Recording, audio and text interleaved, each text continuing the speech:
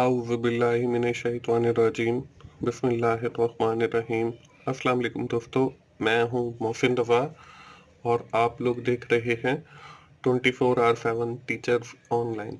दोस्तों, हमारी introduction to business की क्लास चल रही है और आज उस सीरीज़ का हमारा 7वां लेक्चर है।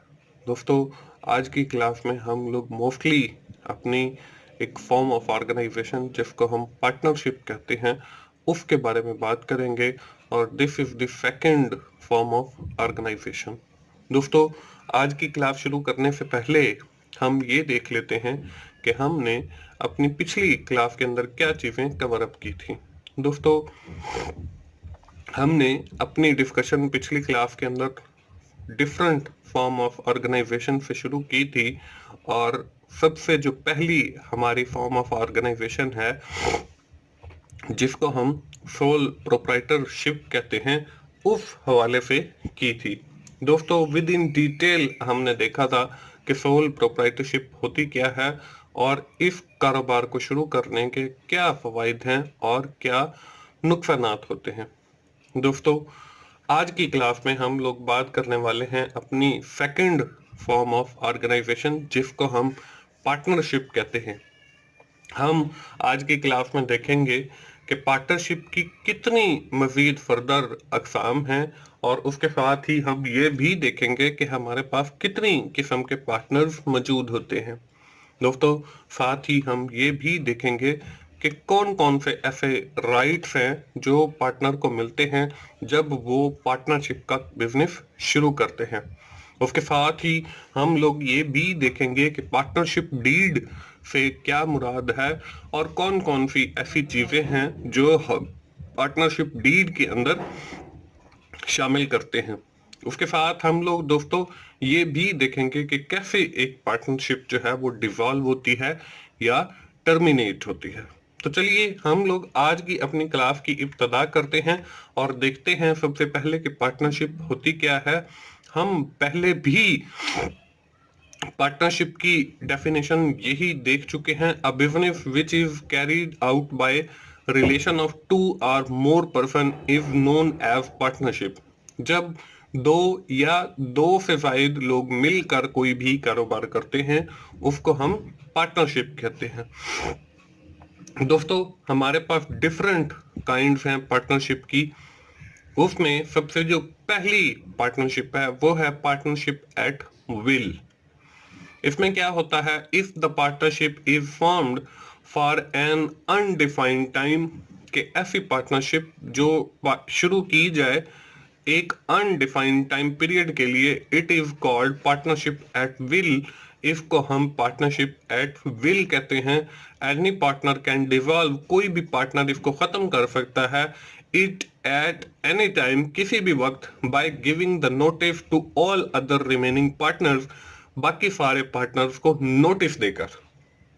तो दोस्तों, पार्टनरशिप एट विल से मुराद ऐसी पार्टनरशिप है जिसको अनडिफाइंड टाइम पीरियड के लिए शुरू किया जाए, उसको हम पार्टनरशिप एट विल कहते हैं।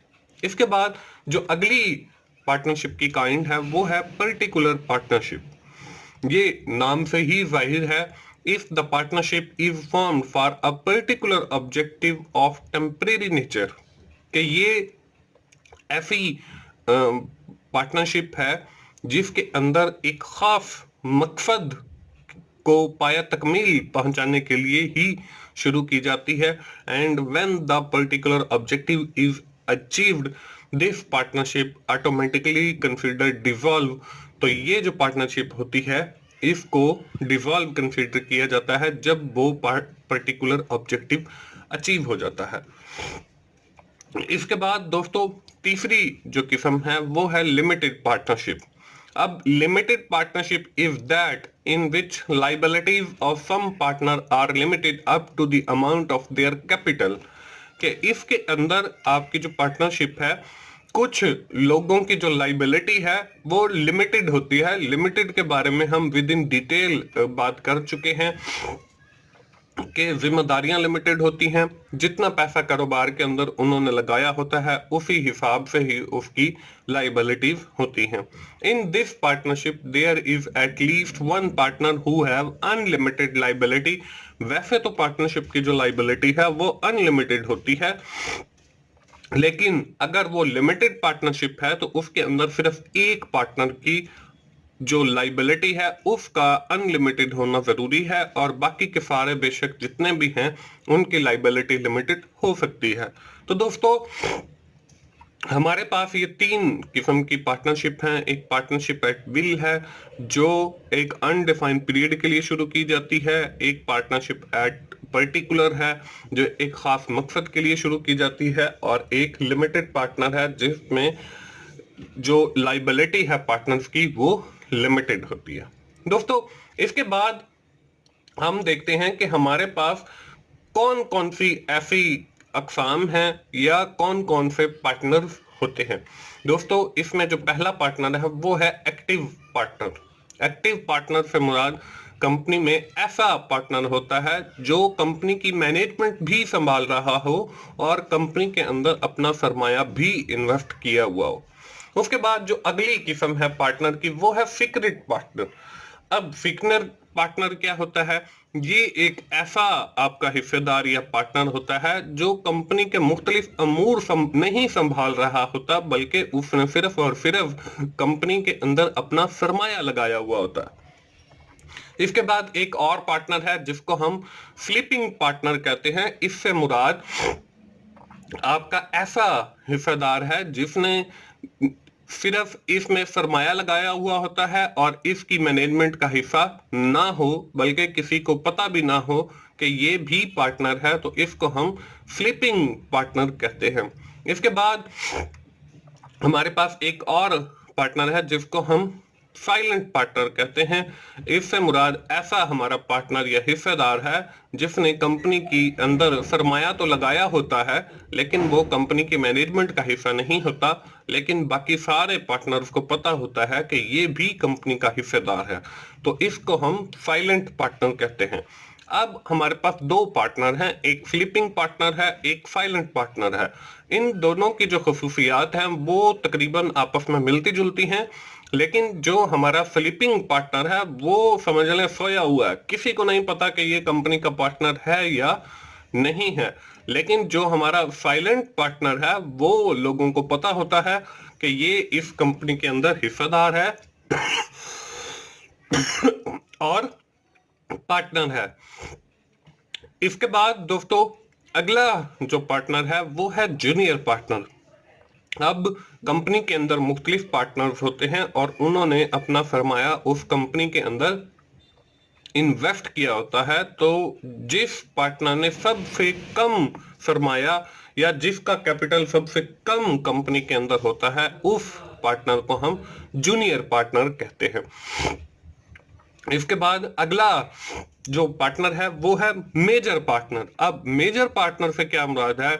हर वो पार्टनर जिसकी उम्र 18 साल या 18 साल से जायद हो तो उसको हम मेजर पार्टनर कहते हैं।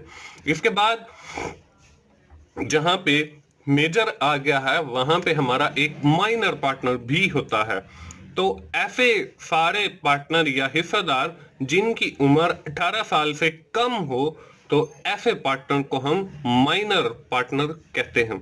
इसके बाद हमारे पास नॉमिनल पार्टनर है। अब नॉमिनल पार्टनर ये भी नाम से जाहिर है कि ऐसा हिस्सेदार जिसने कंपनी के अंदर ना तो कोई सरमाया लगाया हो और ना ही मैनेजमेंट का हिस्सा हो, तो लेकिन वो कारोबार का नाम इस्तेमाल कर रहा हो, यानी उसको नॉमिनी डिक्लेयर कर दिया हो। नॉर्मली ये होता है कि जो पार्टनरशिप करते हैं तो उसमें सारे हिस्सेदार पैसा तो शामिल कर देते हैं, लेकिन उसका जो मैनेजर है या सीईओ है वो किसी और को बना देते हैं, तो इसलिए उन सब ने मिलके एक बंदे को नॉमिनी कर दिया।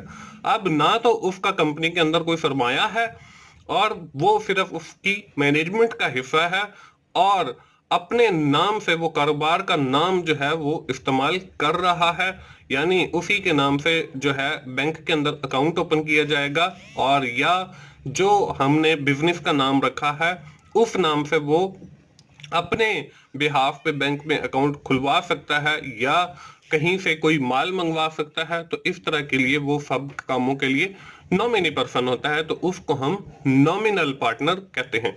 इसके बाद डिसीव्ड पार्टनर है, ऐसा पार्टनर जो फौत हो गया हो तो उसको हम डिसीव्ड पार्टनर कहते हैं। उसके बाद जो उसका हिस्सा है वो उसके कानूनी व शरई वारसान जितने भी होते हैं उन सबको मिलता है। इसके बाद हमारे पास पार्टनरशिप की और भी अकसाम है पार्टनर्स की। इसमें हमारे पास लिमिटेड पार्टनर है और अनलिमिटेड पार्टनर है। अब लिमिटेड पार्टनर और अनलिमिटेड पार्टनर के बारे में हम पहले भी मैं आपको लिमिटेड और अनलिमिटेड के बारे में बता चुका हूं कि लिमिटेड पार्टनर आपका ऐसा है जिसकी महदूद जिम्मेदारियां होंगी और जो अनलिमिटेड है इसकी जो जिम्मेदारियां हैं वो अनलिमिटेड होंगी, लामहदूद होंगी। इसके साथ हमारा इनकमिंग पार्टनर है। इनकमिंग पार्टनर से मुराद ये है कि अभी अभी जो कंपनी को जिसने ज्वाइन किया हो या पार्टनरशिप के अंदर शामिल हुआ हो तो ऐसे हिस्सेदार को हम जो है इनकमिंग पार्टनर कहते हैं। या कंपनी ने उसका नाम तो शामिल कर लिया हो लेकिन साथ ही ये बता दिया हो कि after completing 3 months he will become a new partner of this partnership, तो ये एक नया पार्टनर होगा, तो इसको भी हम इनकमिंग पार्टनर कहेंगे। इसके बाद हमारे पास रिटायर्ड पार्टनर है जो कंपनी से मुस्तफना हो जाए या अपना जो हिस्सा है वो खत्म कर जाए पार्टनरशिप से, तो इसको हम रिटायर्ड पार्टनर कहते हैं। इसके बाद हमारे पास पार्टनर इन प्रॉफिट ओनली। ऐसे भी हिस्सेदार होते हैं जो कंपनी के अंदर पैसा लगाते हैं सिर्फ ऑन दैट कंडीशन के he will share profit only. वो सिर्फ और सिर्फ जो है प्रॉफिट मुनाफे के हिस्सेदार होंगे लेकिन उनके ऊपर कोई जिम्मेदारी नहीं होगी, लाइबिलिटी नहीं होगी। इसके बाद हमारे पास अगली जो पार्टनरशिप की किस्म है वो है कुफाई पार्टनरशिप। अब कुफाई पार्टनरशिप ऐसा हिस्सेदार जिसकी कंपनी में एक्टिव पार्टनर के हवाले से पार्टिसिपेशन खत्म हो। मतलब हमने एक्टिव पार्टनर देखा था, वो कंपनी की मैनेजमेंट भी संभाल रहा होता है, तो कुफाई पार्टनर उसका अपोजिट है कि उसकी पार्टिसिपेशन एक्टिव जो थी वो खत्म हो गई ही हो, तो उसको हम कुफाई पार्टनर कहते हैं। इसके बाद आखिरी हमारे पास जो पार्टनर है वो है पार्टनर बाय एस्टॉपल। अब एस्टॉपल क्या होता है कि उसका ना तो कंपनी के अंदर कोई सरमाया है ना ही कंपनी के अंदर वो जो है किसी मैनेजमेंट का हिस्सा है, लेकिन वो उस कंपनी का पार्टनर है। इससे मुराद ये है कि मैंने किसी कंपनी के अंदर पार्टनरशिप ऐड की है, मैंने उसके अंदर कैपिटल इन्वेस्ट किया है, लेकिन मैं ये कहता हूं कि मेरा जो भाई है उसका नाम इस पार्टनरशिप डीड के अंदर शामिल किया जाए, तो इसको पार्टनर बाय एस्टॉपल कहेंगे कि किसी और आदमी को हमने उस कंपनी के अंदर हिस्सेदार बना दिया है। अब ना तो उसका कोई पैसा है और ना ही वो मैनेजमेंट का हिस्सा है, तो इसको हम पार्टनर बाय एस्टॉपल कहेंगे। तो दोस्तों ये हमारे पास पार्टनर्स की मुख्तलिफ इकसाम है। इसके बाद आज की क्लास का जो हमारा अगला टॉपिक है वो है राइट्स ऑफ पार्टनर।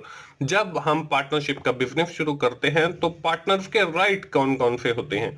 इसमें है participate in all the affair of the business, वो कारोबार के तमाम अफेयर के अंदर पार्टिसिपेट कर सकता है। Get his or her share of profit from the business, उसका जो कारोबार से मुनाफा है वो हासिल कर सकता है। Leave the partnership with the terms and condition, जो हमने पार्टनरशिप डीड के अंदर टर्म्स एंड कंडीशन लिखी हैं उनके हवाले से वो अपनी पार्टनरशिप खत्म कर सकता है। Claim the salary against his or her service, अगर वो अपनी कोई सर्विस दे रहा है कारोबार को तो वो पार्टनरशिप डीड के अंदर जो उसकी सैलरी डिफाइन की गई है उस हिसाब से वो तनख्वाह ले सकता है। Participate in the management of the business, वो कारोबार की जो मैनेजमेंट है उसका भी हिस्सा बन सकता है। तो ये कुछ हकूक होते हैं। जब भी कोई पार्टनरशिप का बिजनेस शुरू किया जाता है तो ये हकूक सारे पार्टनर्स को मैसर होते हैं। इसके बाद अगला जो आज की हमारे क्लास का टॉपिक है वो है पार्टनरशिप डीड। अब पार्टनरशिप डीड क्या होती है? Partnership deed is a document, ये एक ऐसा तहरीर या डॉक्यूमेंट है that contain the terms and condition of the business, कि जो पार्टनरशिप के तहत कारोबार शुरू किया जा रहा है उसके जो कवायद व जवाबित हैं वो इस पार्टनरशिप डीड के अंदर लिखे जाते हैं। अब इस पार्टनरशिप डीड के अंदर कौन कौन सी चीजें शामिल होती हैं उनको हम कंटेंट्स ऑफ पार्टनरशिप डीड कहेंगे। तो अब कंटेंट कौन कौन से हैं, उसमें date and time of partnership deed के जिस तारीख और टाइम को वो पार्टनरशिप डीड लिखी जा रही है उसके ऊपर इंदराज होगा डेट का और टाइम का। इसके बाद अगला जो है वो नेम ऑफ बिजनेस, के उस कारोबार को जो शुरू कर रहे हैं उसका नाम क्या होगा और उस कारोबार की नेचर क्या होगी, वो किस टाइप का बिजनेस होगा। इसके साथ ही उसमें लिखे जाएंगे name, addresses, contact number of all partner, उसके अंदर जितने भी सारे पार्टनर हैं उनके नाम लिखे जाएंगे, उनके ईमेल एड्रेस लिखे जाएंगे, उनके पोस्टल एड्रेस लिखे जाएंगे, उनके कॉन्टेक्ट नंबर लिखे जाएंगे और जो इंफॉर्मेशन उनको रिक्वायर्ड होगी वो भी इस पार्टनरशिप डीड के अंदर लिखी जाएगी।